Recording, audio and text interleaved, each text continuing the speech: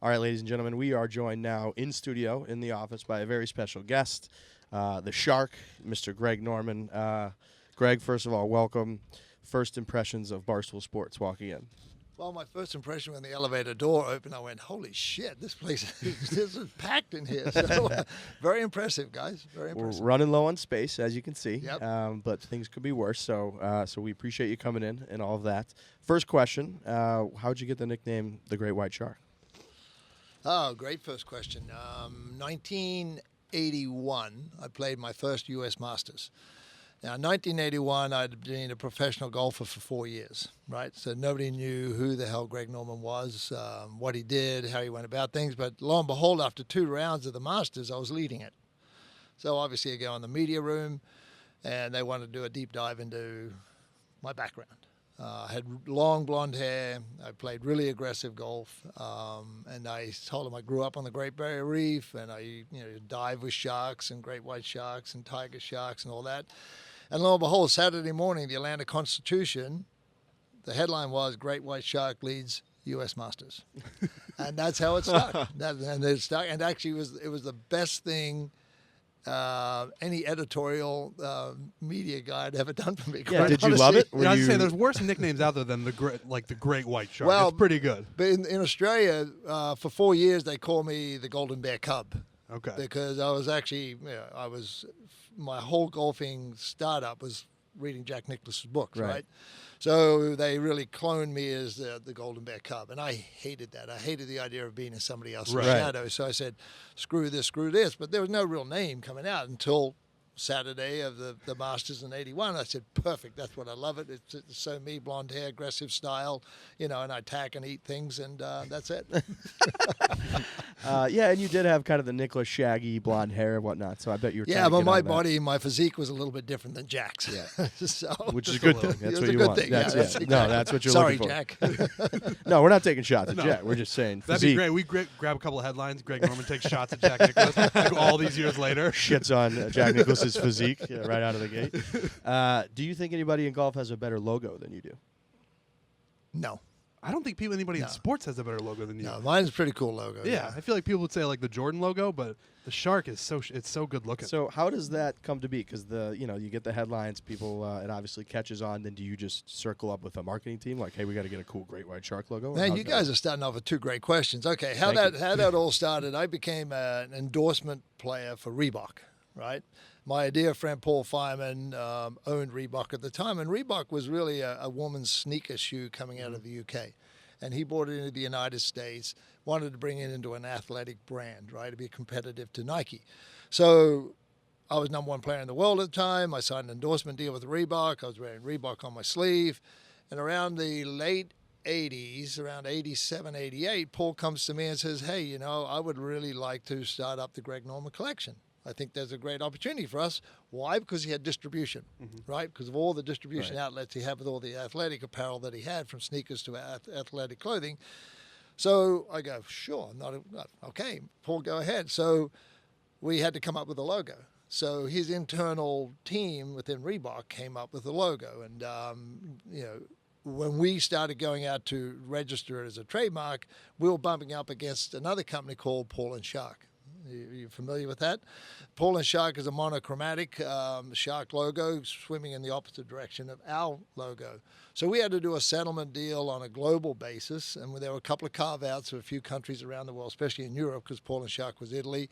So we actually did a carve-out. We paid them a fee for the rest of the world, which was, in those days, I won't say what it was, but it was in the millions of dollars, which was really a substantial amount of money back in the late 80s.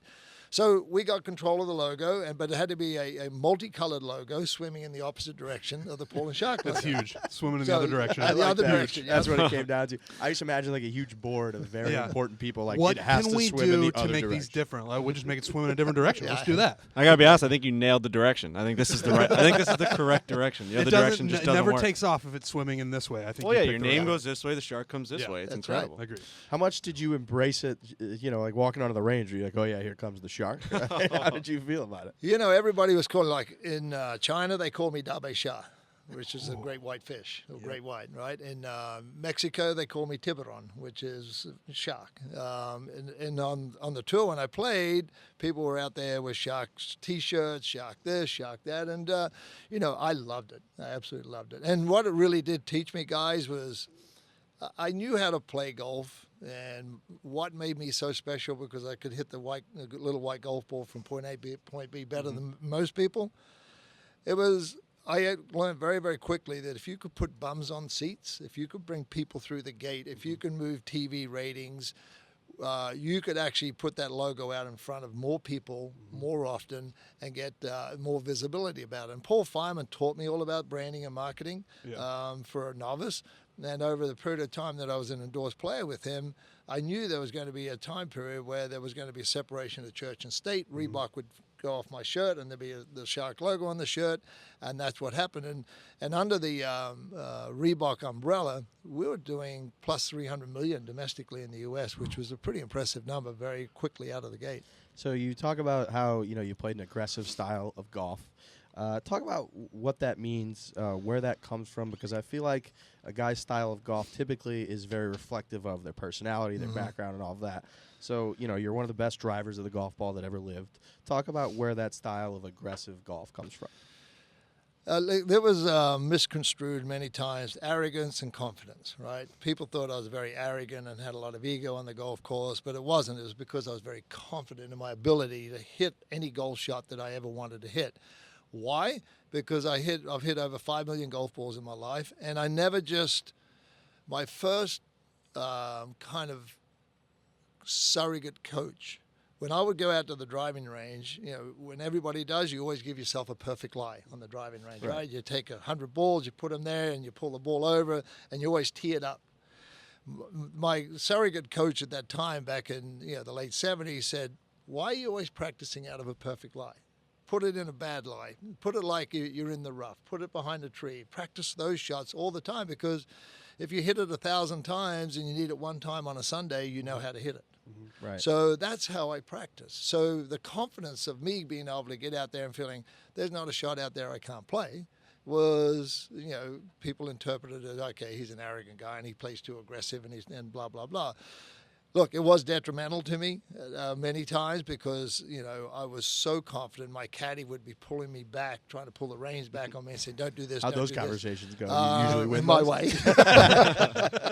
But I'll tell you a true story. Doral. I'm going down the Sunday afternoon at Doral. I shot 62 to get in a playoff, and we're going down the 8th hole. And my tee shot down the middle, it was in a divot. I had about 247 into the wind with old Persimmon 3 woods and Bellada ball, right? And I'm in a divot. And I'm about 10 shots back with 11 holes to go. And I said to my caddy, walking up to the ball, he said, shit, we're in a divot. And I said, you know what, we get a chance of winning this golf tournament. And Tony goes, really? I said, yeah. So I pull out a 3-wood and I hit it out of the divot on the green, make 3. So I finished 3-2 the front 9, right? And I go on and I shoot 10 under, and I get in a playoff and I eagle the first playoff hole. So it was that type of mentality that I never thought there wasn't a insurmountable deficit to a score. So I just went at it. Sometimes it worked, sometimes it didn't. So we've had Brandel Chambly on the show many times. He always says the hardest thing to do in golf is hit it long and straight. You were one of the best, you and sort of Jack Nicklaus maybe, that ever lived at doing that. Why do you think your driving of the golf ball was so good? My takeaway. I had, even today when I walk by my office and I see a swing sequence of my swing, my triangle, which is the shoulders to my grip to the club head, my triangle was so good for so long, and my body, my spine angle stayed so good. And even on my downswing, my spine angle didn't change. Not like some other players, like Tiger's spine angle changes dramatically. DJ's got great spine angle. That's why I think he's a really, really good driver of golf ball. Rory's spine angle changes because his head drops in this motion here, even though he drives it well. But I had it all right from the takeaway. So to me, the most important part of the golf swing was the first 18 inches. So if I took that club head back as far and as deep as I could for the first 18 inches without anything hinging, whether it's in your fingers or in your elbows or your wrists or your shoulders or your hips, The rest was simple. Was there a week or a tournament or anything like that that stands out where you were hitting the ball or driving the ball better than you've ever driven it? Oh my God, every week. Oh my I God. love No, it. That's seriously. I like that That's answer. that there was- confidence. I'm obsessed with that answer. I- That's a it shark was- answer. That's a shark answer. It was like I always took one side of the golf course out of play. So, and I always took the left side of the golf course out of play, just like a lot of the power players do today. You know, DJ, Tiger, they all stand up, aim left, and let it fall back to the right. And why? Because it's a lot easier to keep that club head coming down the line for a longer period of time if you're taking the left side out. So, you know, I could then go ahead and swing as hard as I want, and I had the whole fairway to work with and just not half a fairway. So I would say when I went to Turnberry in '86, the weather was salacious, and I walked onto the first tee in the first practice round on a Monday afternoon, and it was like single file going down the fairway, right? It was just so tight. And I said to myself, I got a really big chance this week because I'm going to drive the golf ball. And I figured if I'm going to miss the fairway, I'm going to be closer to the green with a pitching wedge or a 9-iron or 8-iron, where people were back there with a 5-iron out of the rough and they couldn't do it. So I had a game plan right from the get-go, and I never deviated from that game plan. I drove the golf ball everywhere I could drive it except on par threes, and I drove the ball great. And the fairways in those days were like 18, 22 yards wide and blowing 20, 25. So I was in play all the time, and that's why my confidence in my driver and staying to my game plan in '86, I was able to run through the finishing line. You would have loved a Le Golf National this week, I feel like.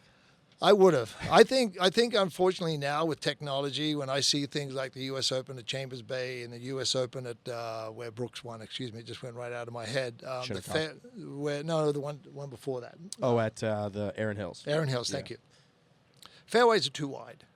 So the guys can get up there and just really let go. Nothing wrong with that. Okay, it's good if you see guys driving out there 360, 370. Okay, it's fine. But when you start bringing that driver and the capabilities like you're talking about at the Ryder Cup, get that ball in play, shape that tee shot off the tee. And it's not just like laying off with a driving iron. You have to get that driver down there to get it in a position. So that, to me is a part of the design characteristics that we bring into play with technology today, but it's not necessarily implemented at times by the setup of the golf course for tournaments. So you've won, I believe, 91 international tournaments. You've won 20 times the PGA Tour, a couple major championships. You're number one in the world for 300 and something weeks? 31, yeah. 331 weeks. Yeah. What is in your opinion, in your mind, what's the single most important shot you ever hit? Jeez. All of them? No, the first thing that came in my mind then was Saturday, TPC, the year I won it by going away. I beat Fuzzy. And it was the 16th hole, par 5. I actually missed the fairway to the left. And I'm standing on the car path in spikes. And I had 217 or 27, something like that to the flag, and I could have laid it up out, pitched it out, and just had about 150 yards under the green, and I saw this shot that I could hook this 2-iron out or over the water, back on the green, and hold the green. And Of course you did. Yeah, right. I saw what the you've shot. been practicing. You've been practicing that shot. Exactly. So that I pulled the club out of my bag, and I could hear my caddy go, what are you doing? And Greg, we talked about this. I actually Pulling on pulled the shot. reins back there.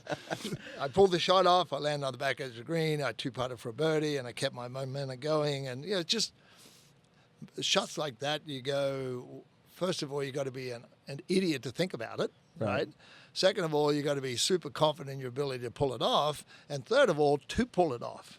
And they're just situations like that in about a period of 20 seconds, your whole demeanor and attitude about yourself and your confidence and your belief in yourself just gets skyrocketed. I believe 24 under is still the record there.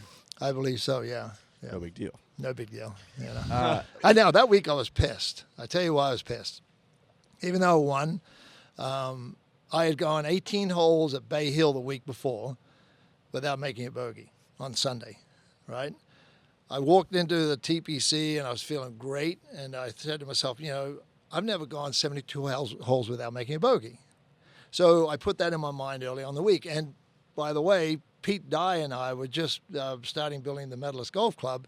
And I said to Pete, Pete, you know what? I'm going to go up there and destroy your golf course. Right? And he looked at me, yeah, Greg, yeah, for sure. So anyway, I had two internal messages to myself, right? So on the Sunday of the TPC, I hadn't made a bogey going into the par 3 13, 10, 11, 12, 14. 13, 14. Anyway, and I three-putted for a bogey. And I was so mad with myself, so mad, because I missed about a three-footer for a par, and that really kicked me into gear again to say, okay, you've lost that goal. I actually have gone 72 holes, because if you include the fourth round of Bay Hill, I'd actually gone 72 tournament professional rounds plus more without a bogey. I thought, okay, that's kind of achieved my goal in some way. That's pretty good. Yeah. So a lot of guys, Tiger talks a lot about how he's a percentages guy. He always plays the percentages on, risk reward and all of that. Were you a percentages guy or not really? I was, actually. My percentages were probably a little bit more aggressive in situations. Look, there were times when I should have laid up. There's no question about it. There was times when I should have been a little bit more conservative in my approach. But look, everybody's different about how they approach their game. I was Arnold Palmer different than Jack Nicklaus. Was Tom Watson different to Raymond Floyd? Yes, we're all different in our own way, and it's our DNA, and that's why people like to follow certain people, right? Right. Mm-hmm. And I just enjoyed the process, and the people enjoyed my style of golf, and they wanted to kind of emulate me in some degree, in some shape or form, and here we are today. The memories of the past still resonate so deep with people because of my approach and attitude towards the game. Mm-hmm. So as much as you won, you had a lot of close calls. What if you could have one shot back and do it over again? Which one would it be? The 86 Masters, the year Jack won. I had 187 yards to the back right pin on 18, 72nd hole.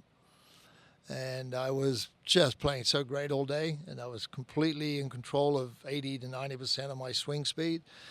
And I decided, because the hole was cut back right, I decided to really carve in a little soft 4-iron instead of going at it with a hard 5-iron, which I knew a hard 5-iron would have carried that ridge.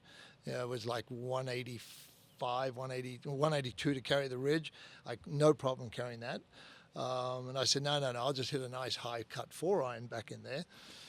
And, if you've played Augusta National, the 18th hole is quite a steep slope going up there. And I think a lot of our listeners have played. Yeah, I know. just say, all the listeners out there. Remember when we played it a couple weeks ago? Tiger Woods 13 video game. So we're actually pretty familiar Holding with that controller. So anyway, gravity got the better of my, because I was trying to hit a soft shot in there instead of hard shot. My hip speed slowed down a little bit, and I didn't fire up the hill as much as I should have done with my hip speed. Gravity pulled me back a little bit, flared it open a little bit, and missed it out to the right. So that was probably one shot I'd like to have back again. It is interesting hearing you talk about the yardages, because nowadays, I'd be very curious to hear what sort of your stock, 5-iron is or whatnot, because today they'll cut to a guy who's, he's 237 out. He's got a 5-iron in his hands. Got a 5-iron. Yeah, look, my lofts were different, though. I mean, my pitching wedge loft back in those days was like 52. Okay. Right. Wow. And now it's 48. Right. Yeah. So, so everything's different because of the golf ball's different. My irons, my shafts, and my iron head and my grip are still exactly the same, but the loft in my golf club is totally different. So my 2-iron in those days, I think, was 21 degrees, and now it's like 18 degrees, right. 17 degrees. So, and that's why the ball goes so far. I mean, I can hit a 5-iron now close to 200. And where my heyday, 180, 182 for a maxed out 5-iron was what it is. Right. But where the big difference is, and this is my honest opinion of what I see, what's happening with technology, I think in my day, and I don't mean this is my era against the era today, but in my era, the control of our golf ball with our 9-iron, pitching wedge, 8-irons, where our distance control was a lot better because we could actually spin and flight the ball. Right. Technology today allows the guys to hit the ball straighter. The ball, jumps up off the club face a little bit higher, and to really generate a lot of spin and a lot of ball flight on it, you have to have a lot of club head speed. So when I watch TV today, I'm actually dismayed by the number of times I see these guys with a pitching wedge from 150, which is a pitching wedge for them, and ours was 120, 118, 120. Right. They're 30 feet, 40 feet. They're left, right. They're all over the place. And I often wonder and question why. And it's not all the time with all the players. It's just the inconsistency of their deliverables on their scoring clubs just amazes me. Right. That is very interesting how much things have changed. Do you think the loft changes? I mean, is that mostly for marketing so people could say they hit it further, or is the ball different? Like why are the lofts different now than they were 20 years ago? Oh, it's all about distance. Yeah. And the golf ball's different, right? For us to get distance out of the golf ball, we had to hit it as hard as we possibly could. Now, how do we hit it? The more backswing we generated. Right. So it's counterintuitive, right? Mm-hmm. So we had to learn how to flight the golf ball more because of the backswing that was put on the Bellata golf ball. That you just couldn't avoid. You couldn't avoid it. There was no way. I mean, I'll give you an example. When I played the old Tour Edition ball, I would have to ask my caddy if the hole was 157, and there was 6 yards behind the green, I'd actually have to hit it 164 yards to spin it back out of the rough, back onto the green to get it close to the hole. So if I landed at the yardage, it'd be spinning back 40, 50 feet. Right. So, the art of controlling your ball flight was all about that because of the golf ball. Now today, the golf ball is less spin. It flies truer. It flies straighter. I'll give you another example. When I first came out on the tour, I used to take a metal ring with me to test a dozen golf balls, because the number of times a golf ball would be out of round, one would be bigger, one would be smaller. Out of a dozen balls, you may go through and get 4 for that tournament play. So you may go through 4 dozen golf balls to get a dozen for that day. So, nowadays the golf ball is actually perfect. Right. So and the way that comes off the club face, it's more of a parabolic angle, and instead of a penetrating launch up, coming down and stopping in place. But it's just interesting. I mean, I see the difference when I go out there and practice my short game today compared to my short game in my heyday. You can't spin the ball the way you used to spin the ball. Right. So 87 Masters, Larry Mize, they always say you're supposed to, in a match play setting, expect your opponent to make it. Did you expect him to make that? Hell no. No, not at all. When he hit his second shot in there before my second shot, when I saw where it was, I knew where the whole location was, I knew that now you're talking about going to conservative then I went really conservative. I aimed at the back right bunker, and I said, okay, even if you push it 6 feet to the right, you're going to have 45 feet instead of 35 feet, no big deal. So I played that one a little bit more conservative than I would have. Larry hit it to where my ball was on the green. I would have been a lot more aggressive with my second shot and probably put about 20 feet, 18 feet, 20 feet right of the flag, or maybe a little bit short. But so his second shot set me up to be a little bit more conservative, knowing that his chances of getting that up and down were very, very slim. Right. Because it was a tough shot, let alone just make it. That even came into my head, right? So, I'm lining up the putt thinking, okay, I'm going to figure out I'm going to die it down there. It's about a 7-foot break. I'm just going to let it finish down there about 18 inches under the hole, and I'm going to put 2 putt, and I got a good chance of winning the tournament. Right. And that was going through my mind as this whole thing was Larry was lining up for shots. And when it went in, I went, oh, fudge. And then you have to completely change your entire philosophy, mentality, regroup, reline up the putt, and it was very hard to do all that. And it was just the loudest cheer that I'd ever heard anywhere in the world. So then you also had the one with Bob Tway, who holes out from the bunker. Again, I mean, do they start to add up in your mind a little bit as like, man, I'm just getting unlucky here? Like, well, it was back to back, right? Right. I mean, when you go back to back, people holing out to beat you, you kind of sometimes you sit back and sit on the beach with a reflective mood. Go, is destiny against me on this stuff? You know, because even with Bob's shot, I mean, if it doesn't hit the flag, it's 12, 15 feet past the hole. Right, So both of them, really. They're both moving. Yeah, both moving pretty quick. And look, you accept the fact that sport, I can't control what other people do. I can only control what I have over myself. And, those guys were trying to play the best shot they possibly could. I bet you neither one of them expected they were going to make it. But at the end of the day, history shows they did make it. And I was the recipient of getting fucked. I There we think go. that's right. I think that's Yep. correct. Great way to put it. What's the most nervous you ever were in your career? Never on the golf course. See, I have always looked at being nervous and being excited about being two different things. I always got extremely excited to play. So if I got excited, that means I was nervous? No, that means I was engaged, ready to go. If I walked from the driving range to the first tee and I wasn't excited and I was flat, I knew I was in for a hard day. Right. So to me, it was always keep the excitement level up. However you want to keep it up, keep it up. Nerves, no. I've been in nervous situations in my life, but not on a golf course. What's the build-up like on a day, especially in a major championship, where you don't tee off until the final group? Because I feel like, you're probably excited. You wake up at, probably pretty early in the morning, and then you've got 6 or 7 hours until you tee off. What are those mornings like? Oh, they're brutal, quite honestly. Sometimes it's more than that. Sometimes it's like 8 hours. Yeah. Right? You wake up at 6, you don't tee off until 2:30, 3 o'clock. British Open's even worse. It's 3:20, right? Right. So you're up early and you're struggling through it. What do you do? Back in those days, we didn't have an iPhone, right? We didn't have iPods. We didn't have AirPods. I think you just let time go. Quite honestly, times I'd go for a walk within the community if I rented a house. Times you just sit there and I never not watch TV. I wouldn't watch Sports Center or Sport or anything like that or any coverage of the tournament until some of the early morning groups are going out. Then I'd look at, okay, what's the wind doing? Where the hole locations, see where the break of a putt, blah, blah, blah, and just kind of store that back in your mind. And not only watch certain players because not everybody strokes the ball the same way, right? So you look for a player who's a dying putter instead of a guy who's a jamming putter, so you see what that ball's doing the last, 6 to 8 feet of its break. Yeah, I'm always curious how much on the putting greens you rely.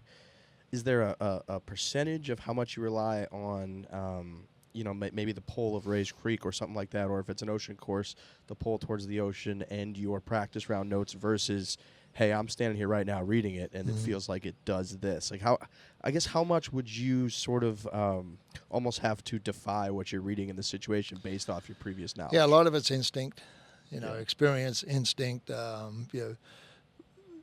Certain green surfaces do consistently the same thing. And then there's certain green surfaces that are so inconsistent from one day to the next because the leaf blade grows quicker. So you watch something in the morning and the ball would break, not so much. And then in the afternoon when that leaf blade grew up a little bit, the grain got a little bit stronger, you go, oh boy, that guy, you're looking at a 4-inch break, it might be a 4.5, 5-inch break because of the grass is growing. Yep. Stuff like that you'd have to take into consideration. Different parts of the world, like the ball rolls differently in Australia than it does here in the United States, than it does in Ireland, than it does in Scotland. So it's just experience about where you play. What's your favorite golf shot to hit? I always loved 10 to 15 foot left to right putts. Really? For a righty, that's interesting. Yeah, 'cause my stroke was open shut. I was like a door. That's how I always putted. A lot of players today are that square to square method, which I think is doesn't marry up to their golf swing. Yeah, Tiger talks about open it and close it. Yeah, you got to have. Look, to me, keep it simple, stupid, right? The KISS rule. And if you've got a great golf swing that's a rotational golf swing where that club face goes back, rotates into position, sets great at the top, comes down, gets square at impact, and then closes through impact. Right. You watch a lot of the great players today that are struggling with their putting stroke doesn't emulate their full swing. So basically a putting stroke is a mini golf swing. Right. And Tiger's a great putter because he replicates. So when the more pressure you're under, it's easier to replicate something that you've done thousands and thousands and thousands of times. And if you get under pressure and you get a square-to-square putter and you go back square and you come back in, your head might go back, you might swipe across the ball a little bit. It's just, I see it all the time on TV. It's just mind-blowing to me how some of these great players with some of these great coaches don't actually pick up on that. Right. What's your least favorite golf shot to hit? There hasn't been one, actually. That's why I knew he was Yeah, going to say there that. hasn't He's been the one. most confident person in the world, and he Should've deserves it. predicted that. I didn't even see that coming. It's just a miss. I don't know. I was like, wow, I wonder what he's going to say. He's like, there's no such thing. It doesn't exist. It's like Riggs. I just hit a ball 220 yards Right. out of a divot. And That's turned it over like the a water. week and a half ago, we were at Alabama football. We got a tour, and they were talking about what they do when they win, and they all sign this thing. And I was like, oh, what happens if you lose? And they were just like, their brains didn't work. Like, what are you talking about? We Like, don't lose at Alabama. We don't lose. That's just not a thing. So the latest trend, one of the biggest debates in golf has been how golf courses, to keep up with the technology, have to expand. That's unsustainable. A lot of theories about dialing back the golf ball. What do we do? What is Greg Norman's theory on what to do about distance and controlling it? Well, look, I look at this from two perspectives. First of all, I was a player, and I was played right up to the time in 1996 when the rule change and the golf ball really came into play. Then I've gone into the golf course design business, and so I marry the two philosophies that I've seen and to where we are today in business, right? So I truly believe they should roll back the specification of the golf ball for professional golfers to the pre-1996 days. Now, if both of you guys came to me and said, okay, at Augusta National next year, we're going to implement a rule. All the players are going to use a gutta-percha ball made by their manufacturer and going to use hickory shafted golf clubs made by their manufacturer. We're going to give you 6 months to get used to them. We're going to have the golf course at this length back in the good old days of, 6,200, 6,000 yards, It's crazy something to like think that. about, yeah. And the best players would still win.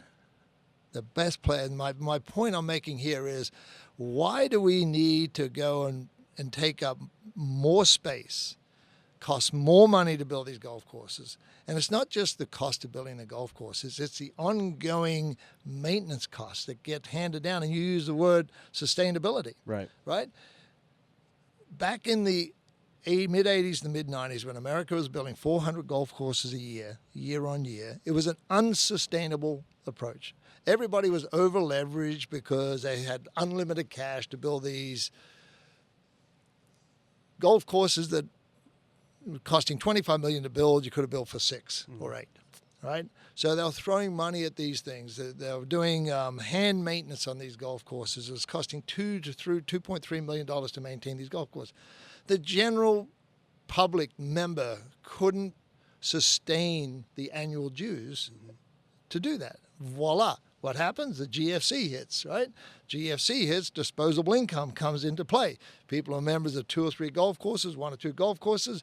Now all of a sudden they're paying $18,000 to $30,000 a year in annual dues. They're going to go, oh man, I got to dry up here. I'm going to shut this thing down. So shame on us, because the designers and architects and builders back in those days thought nothing like the word sustainable. So here we are today.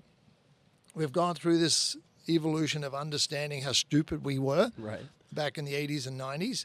And now it's a lot more sophisticated, a lot more understanding. So when we build golf courses today, we actually take that sustainability philosophy in place. I mean, to me, my motto for my guys is the least disturbance approach, right? Make it look like when you open the golf course, it's been there for 20 years. Right. So, and then make sure that the ongoing costs that are handed down to the members and to the next generation of the members is that sustainable number where the golf course can economically sustain itself. And there's so many golf courses out there, not just here in the United States, but worldwide, that are in economical distress. And I hate to see that, because it was a bullshit approach in the 80s and 90s where people got greedy and they thought they had all this money to build whatever Taj Mahal they want to build themselves. And not only that, it's just not the golf course. It's the clubhouses. 80 to 100,000 square foot clubhouses. It's in the last 104 golf courses we built, in the last opened, in the last probably 50, I bet you the average clubhouse would be around 30,000 square feet. Right. So gone is this massive overhead of maintenance and electricity and water usage and all that stuff, and rightfully so too. What's your favorite golf course in the world? to play on a Yeah. daily basis. I'm going to put three on Okay. that top list. I like Royal Melbourne in Australia. I love Shinnecock, and I love St Andrews. All three they're all totally different golf courses, but all three of them I could play every day of my life for the rest of my life. Interesting. Which course do you think suited you the best in your career? That every time you kind of walked on, you were like, "This is as good as it gets for me." I would say most of them were, but the ones that I didn't like, ones that I didn't like were the Just ones. setting them up for the I cocky knew it. answers I knew now, it, yeah. right? This is actually getting insane. That was great. That was amazing. What's your favorite course? All of them. The ones I didn't like were the ones that were more right to left, consistently right to left, where you had to go around in a circle. I didn't like those because they weren't designed with the right imagination for shot playing, shot selection. To me, a great golf course is where it's like a bowl of cooked spaghetti. It meanders and goes all over the place. So no matter what wind condition you have, no matter what direction or time of the day you're playing, morning or afternoon, you got a different look, a different feel. And that Shinnecock has, every hole goes in a different direction. and Well, it's kind of Shinnecock is a golf course where you could go there any time, any week of any month and play a tournament golf there. It's that good a golf course. And, Shinnecock keeps the golf course, I call it the hardest, fairest golf course in the world. Interesting. You were pretty outspoken during your career. What is there anything that stands out, or maybe a top moment that stands out where you think like, man, I wish I wouldn't have said that, or I can take that back? Yeah, I do. I made a comment about the European players, and these were all my friends too, because when I played in Europe, you travel with 4 to 6 guys, 6 to 8 guys. You play backgammon together. You travel on the train together. You drove cars together, stuff like that. And I wrote my first book, which I was very much against doing because I was too young to do it. And I was beating these guys on a fairly consistent basis. And I noticed at the end of a round, I would be on the driving range on my own with maybe 1 or 2 other guys. And the other guys would be in the clubhouse doing whatever they wanted to do. And I made the stupid comment about, these guys are gutless, and that I didn't mean it it came across that way. I meant I was more like, guys, get out there and practice, and this is your profession. Work really hard at it, I'm going to beat you because I practice harder than you all the time. So if somebody was hitting 400 balls, I'd hit 600 balls. If somebody was hitting 600, I'd hit 700. So if I always stayed ahead of everybody, I knew I was going to stay ahead of everybody. So that would probably be one, because it hurt my friends. Right. What's the most outrageous thing you ever heard from the gallery or the fans? Oh, God, I can't tell you that. Can't say it on the podcast. No, I can't say that. I mean, that's been nuts. You got to remember, in my era, we didn't have cell phones weren't allowed on the golf course. Right. Right. Cameras weren't allowed on the golf course. It was more of a free-spirited situation back then, and it was fantastic, quite honestly, because you could actually engage. Or it could be positive, it could be negative. There were situations, there were sights you'd see like, are you kidding me? Am I looking what I'm looking at? Or are you kidding me? Am I hear what you're saying? Then there were death threats. I mean, I got a lot of death threats, situations that you couldn't really understand, situations where, early in the morning at a golf tournament, I'm coming out of the hotel, going to my car, and you could feel somebody following you, and I'd pull a golf club out of my bag and turn around, and there was somebody right there. Those situations, you dealt with them, but I never had security. I didn't want to have security because I didn't want.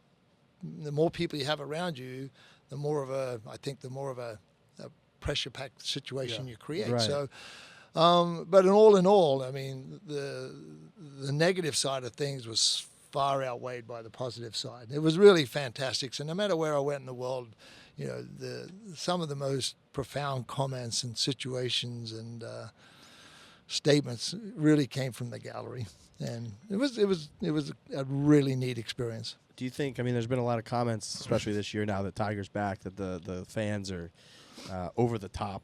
Do you think now that they're more rowdy than they were in your day? I don't know. I haven't been out there, and I don't watch a whole lot of TV, golf on TV. So I really can't make that comment. I know I loved my era, and I know I watched a lot of Jack and Arnold, and I loved the era where people could come in behind you on the 18th. If you're in the last group on a Sunday, people were allowed to walk with you down the fairway. Mm-hmm. Right. And it was such a cool experience, right? It was a bit of a sensual overload in a lot of ways because you're walking with thousands and thousands of people and they don't shut up. They just keep talking till you get there. So it was really, you're engaging with all your fans at all the time. And so at the end of the day, you know, I saw that with Arnold, and we saw it in my era to a degree, and then it kind of like they stopped doing it. And nowadays, you know, they've got their cell phones and they got that connectivity, and you know, it always amazes me if I see somebody on TV and they're looking at their phone and they're, you know, taking a photograph of whoever instead of you're there watching live. Why don't you just watch it live, you know, and go do it? But yeah, it's a different era. So my good buddies, Cousin Mike and Cousin Murray, wanted me to ask you what happened to Bill Clinton's leg in '97 at your house. He slipped down my front stairs. This little DJ, half DJ slipped down the stairs too. Getting a lot of stair slips going on these days. Should we take that at face value, or should we? No, you can take it as face value. Look, I mean, there was a situation where it's the President of the United States, number one. He's in your house, number two. We had sat up and President Clinton didn't drink at all. You know, contrary to all the fake news at the time, you know, that he was drinking and blah, blah, blah. He didn't have a drink. He drank Coca-Cola, and we had a sandwich until about 2:30, something like that. And we were playing golf early in the morning. And he's an insomniac. He probably 2-3 hours sleep a day. And you know, I'll go on a little sidebar. When I was with him up in the White House, and I was staying overnight with him, we go to bed around 2, and he'd come to my room at 4:10 in the morning, like 2 hours later. Get up, come on, let's go. I go, Mr. President, what are you?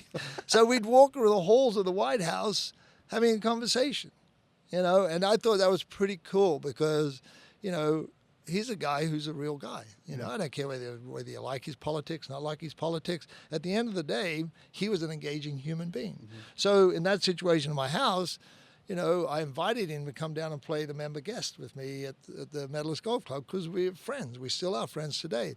And it was just about friends and golf. Anyway, we were walking down the stairs, and he still had his suit on, no tie, and his heel caught the bottom step, and went from wood down into coquina, and the coquina is a little rougher, and his heel caught, and he just fell forward. And he tore his quad off his kneecap, is what it was, and it was excruciatingly painful. He fell on my left leg. I actually caught him, and my left knee has been destroyed ever since. Everybody talks about his leg, but my knee's destroyed. And we sat there, and it was a testament to how quickly the Secret Service reacted, the CAT team, the counter assault team, because they heard him scream. They thought something happened. I'm holding him. And within probably 8 seconds, 6 to 8 to 10 seconds, we were surrounded by people. And then I won't go into any more detail after that because how they controlled the situation, got him under control. I will say this, he had a brand new navy blue suit on. So the doctor comes running out in his underwear, right? And he goes with the scissors because they think he could have been shot in the leg or whatever, right? There's no blood or anything like that. So he goes in with the scissors and cuts up his trousers. Don't you mess up my suit, brand new suit. And I thought, okay, that's a lighthearted moment, and it was incredible for the next 4 hours, really, the process that went down and how he controlled himself and how much pain he was in, and then very impactful moment, you know, he was going to go to the hospital, then he came back to the house, then they wanted to bring him back to the house, and then he wanted to go to Air Force One. So around about 6:30, 6:40 in the morning, I get a call. And he's on Air Force One, about ready to take off to Washington, D.C., and he was dying to meet my kids. and my kids were getting ready to go to school. So he said, bring them to the plane before I leave, because I never got to meet your kids. Now think about this. Here's a guy, all he's doing is taking aspirin, because you can't take narcotics while you're an active president. You got to hand over to the vice president, right? While you're on narcotics. Yep. And he said, bring your kids to the plane. So I go, okay, kids, slow it up. And the president would like to meet you, blah, blah, blah. So we drive to Palm Beach International Airport, walk up on Air Force One. There he is sitting in the nose of the aircraft in a tracksuit, ice on his leg. And he just sat there and talked to my kids. And I thought, my God, what a human being, right? What an unbelievable human being, where he would take that moment in time to actually do what he did to my family. And so they walked them around Air Force One. I could picture my son sitting in his chair on Air Force One at his desk and all that stuff. So it was pretty, those moments that people don't talk about, right? But those moments make the human being who he is. What a scene that is. I'm just imagining the Shark and the President of the United States just laying there with like broken legs. Yeah. Gee, how did we get here? So you've been, a golf star, golf legend for, 40 some odd years now. What is the thing that you're most proud of? The transition, stepping away from the game of golf the way I did. I never said I'm going to retire. I never said I'm going to quit. The transition from being in the management side of life with a management company, identifying an opportunity for myself with brand identity, building equity in my own brand, having the ballsy move to go and finance everything myself, start my own business in '93 to where it is today. So the transition process has been one thing that I'm probably the most proud of. And here we are today, with all the people I have working for me. And I give my people a 200-year vision about what I want to do with the company. Not a one where we're going to be next year, where we're going to be in 200 years. How are we going to achieve these goals? How are we going to get there? So I give them the belief and the sustainability of our brand, of what we can do and where we want to go. So it's a lot of fun seeing my people evolve, of falling in love with the business and seeing them have an opportunity for maybe their kids to come in the business and down the line. And so I never, ever, ever fathomed that I would ever be in that position. I thought you were maybe going to say the ESPN body issue. You think you're most proud of. ESPN body issue. Actually, that was... I did enjoy that, actually. You knocked that one out. You knocked it out of the park. I did. We looked at the pictures last week. We heard you come in. We were like, the Shark still got it. I got to be honest.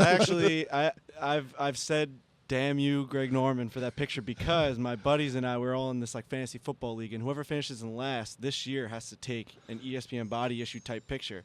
And for me, they're choosing the Greg Norman picture. There you go. Like Which on the one? golf course. Well, the one where you're like your whole body's.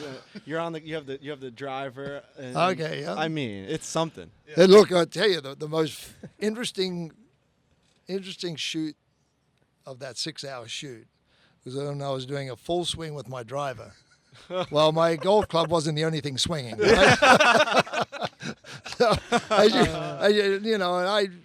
I have practiced kind of naked before, but it's interesting how your body it felt different. And I'm sure it did. So yeah. Look, if you're not comfortable in your own skin, don't do it. And I felt really, really good about it. I was honored to be thought of, number one, but a lot of that had to do because of Jay McNeil, director of my corporate communications. She knew how I loved health and wellness. I love fitness, and knew how much I put into keeping my body fit on a daily basis. And so she went out on her own, and she actually, for 6 months, kept asking, pushing, without me knowing. And then all of a sudden, she calls up and says, "Hey, I got some good news for you." So it didn't take me long, that maybe 5 seconds. They say, yeah, sure. I'm in. Right. Yeah. But it was really a fun shoot. You found yourself in some interesting places, Mr. Norman, some interesting scenes. I have, and that goes to the question about, your Instagram account, and I wish I had Instagram in my heyday because it is such a neutralizer because you can actually tell the world exactly what you're saying and what you're doing and how you're doing it. So there's no speculation. And there's no assumptions. And, assumptions are the mother of all fuck-ups, right? So when people assuming you're this way and you're actually not, you can never get the not out there because people assume. Yep. So I would have loved it because your message is going to be 100% correct, and it's not going to be fake news, right? And that's, and I've seen it my 40 years. I've seen a lot of things written about me that are incorrect. Yep. Well, you're a great follow on there, so everybody should go follow Greg Norman. And we're big fans, like we said. You're a big part of our childhood watching golf growing up and getting into the game and all that. So we really appreciate you taking the time. Thank you, guys. Love it. This aura he brings, I'm in front of just a living legend. It's honestly been incredible. I feel so much more confident. I know. I feel like I need to be more confident. We talk on this podcast often. I hate golf mats and hitting off mats at the driving ranges. I hate the driving ranges, right? Because I don't have access to these grass driving ranges. And when you're talking about just dropping them by, I'm going to be walking around like my town now, just dropping golf balls by trees and like in swamps. I'll tell you an interesting way of practicing. If you're on a driving range and you can get into a situation of learning how to hit the trajectory of the shot. So even if it's a building or a tree, like I used to try and prune a tree on the driving range with my 5-iron. So there'd be a limb sticking out on the left-hand side of the tree, and I would try and chip off the outside of the limb with each shot to learn how to get it. And then I used to hit 5, 5, and 5. I used to hit five cuts, 5 draws, 5 high, 5 low, and then I'd go the reverse. So I wouldn't walk away from that with a 5-iron or whatever club unless I hit all 5 the right way, the way I wanted to, and then I go, okay, what's next? So it's all about the ball flight. So if you're sitting on a driving range with a mat, for example, and there's a net out there, you want to try and picture, okay, I'm going to keep it 10 feet below that net. Like even today when I love tennis, I like to hit tennis. My challenge, what I challenge myself is how close can I get to the net before I hit it with the ball? Right. So everybody says you got to hit it about a foot above it. To me, it's like, okay, I can see that ball. I can skim it across that net as low as I possibly can. So it's no different what I did with hitting golf balls and practicing is what I'm doing today on the tennis course. So try that. Incredible. I will. You should be good to go now, Frank. I'm going to be trimming every tree I see. Yeah, prune some trees. Frankie's, we're seeing a bunch of pruned trees out on Long Island. Frankie's working on his golf game again. Well, the Great White Shark, once again, we really appreciate you taking the time. Thank you, guys. Loved it. And invite me back, too. Absolutely. Okay. Done. There's a lot to talk about, right? We didn't even touch global stuff. We didn't touch politics. We did a little bit, but not the fun stuff. Right. Yeah.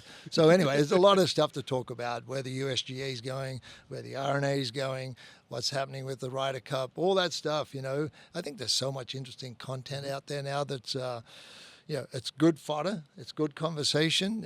Where is golf going to be in 10 years' time? Well, look, we do this twice a week, so be careful what you wish for. We'll have you on as many times as you wish. All right, guys. Thank you very much. Enjoyed it. Thank you.